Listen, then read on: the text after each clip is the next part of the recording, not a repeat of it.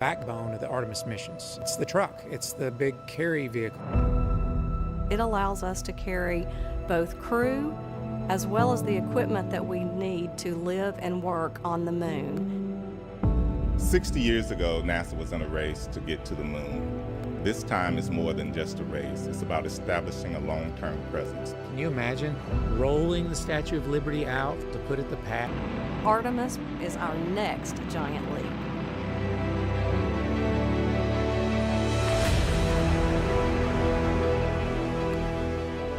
The difference between the Apollo program and the Artemis program is really the focus on sustainability and using the moon as an outpost for further exploration.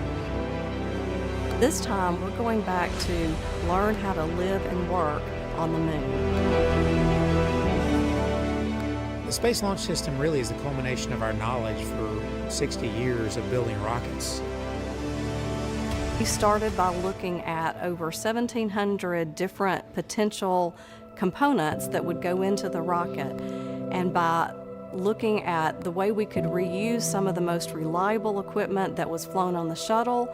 We took those and we put them together into a system that had enough energy to make sense to do the mission that we've been asked to do.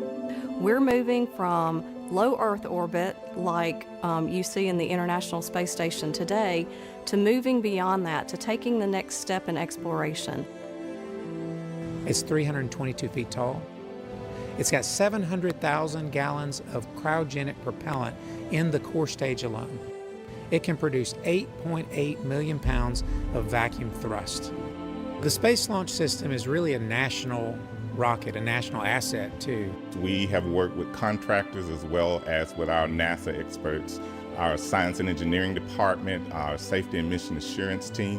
To get the Space Launch System designed, developed, and produced, it has taken thousands of companies across the country. It comes together by train, it comes together by plane, it comes together by barges. So all of that culminates at the Kennedy Space Center for the launch of the first Artemis mission. Everybody has worked together to ensure that we have a safe and reliable rocket. At NASA, safety and testing is extremely important because ultimately this rocket isn't meant just to carry cargo, it's meant to carry people. It takes all types of education, all types of backgrounds, all types of diversity to do the things we do, and it'll be great to see a diverse crew land on the moon. Where the Space Launch System comes in is providing that reliable transportation so that we can start flying these rockets on a routine basis to take people and to take payload to that outpost, the moon, and also the gateway system. We have a generation who've never seen deep space exploration, and this will give them an opportunity to see that this is something that they can potentially do themselves. It's going to be a paradigm shift for NASA. We're going to be back to looking at things that nobody's ever done before.